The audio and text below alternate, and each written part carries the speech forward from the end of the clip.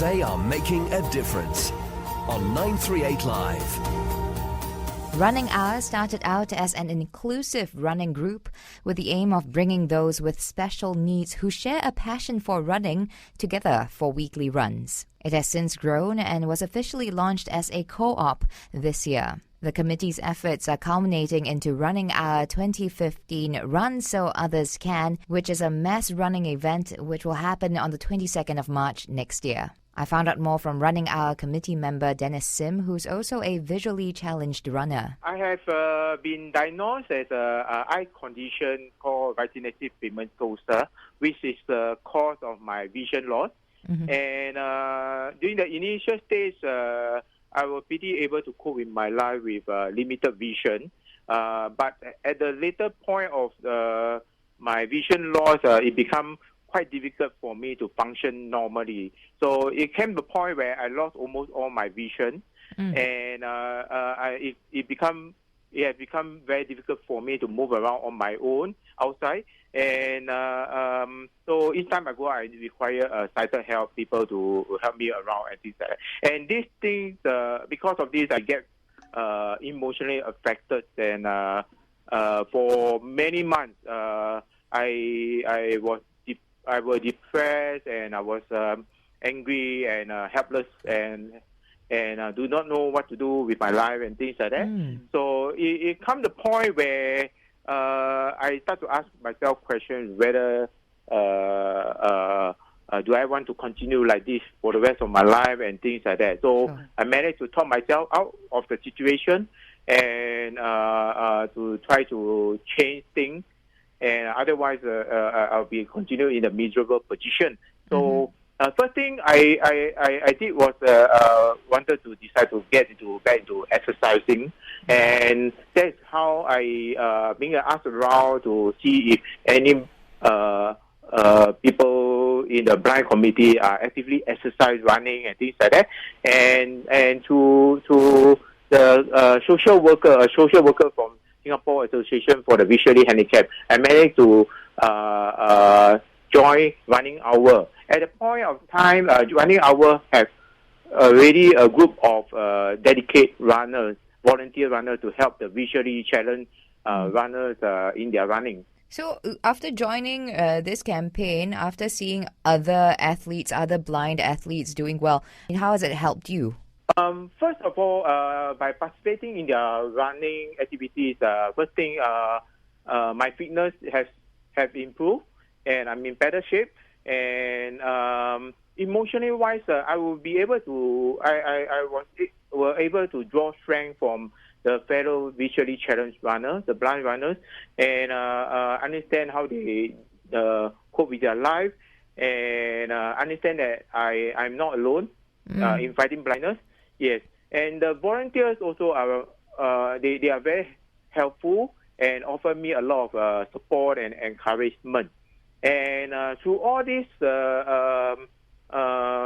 support, it gave me a great deal of confidence to able to deal with my challenges in my life. I want to understand what kind of other assistance do the blind runners require, especially during competitions? For us, when we run, we actually require a running guide. So what happens is that we will actually tether a shoelace to them. That means both runners will hold on to a shoelace on both ends, and or maybe a thin strip of a towel. And through the guiding of the shoelace and through the verbal cue from the volunteer runner, the buddy runners, we are able to navigate through especially in the running event, we are able to navigate through the various runners so that not to bump into them. How long have you been running with Runninghour now? I started running with them early part of 2013. I think that's last year. Yeah. Has it changed your life, Dennis? Yes. Socially wise, I made a lot of new friends. During the period where I was fighting with my blindness, I choose not to go out and in social gathering because of not being able to feel comfortable among the sighted people. But through this group, I'm able to pick up back my confidence to be able to go out there and make new friends. And through this group, I make a lot of new friends. Of course, Running Hour is not just for visually challenged participants. Those who are not visually challenged can also join. Do you want to tell us a bit more about the categories for them? Oh, yes. We have a group of intellectual challenge runners. And people like them, they find it very hard to actually integrate into the society. But we are able to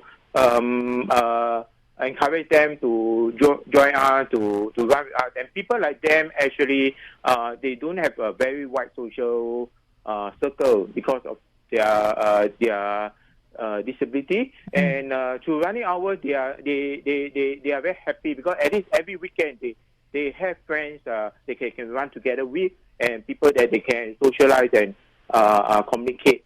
Yeah. And we also starting to have one physical challenge runner join us, and he is on a wheelchair, but he's joining us for a weekly run also.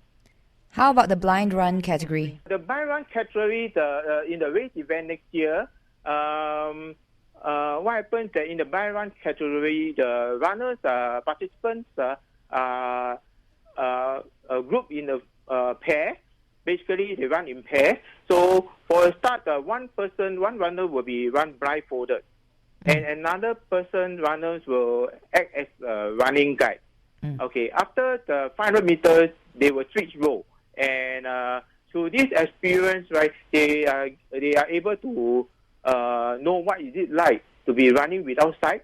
At the same time, they also able to learn how is it like to guide a blind runner. And that was Dennis Sim, a Running Hour committee member. Registration for Running Hour 2015 Run So Others Can is open until the 25th of February 2015. You can find out more at runninghour2015.com. This has been They Are Making a Difference. Thank you for tuning in. I'm Daphne Lim. They are making a difference on 938 Live.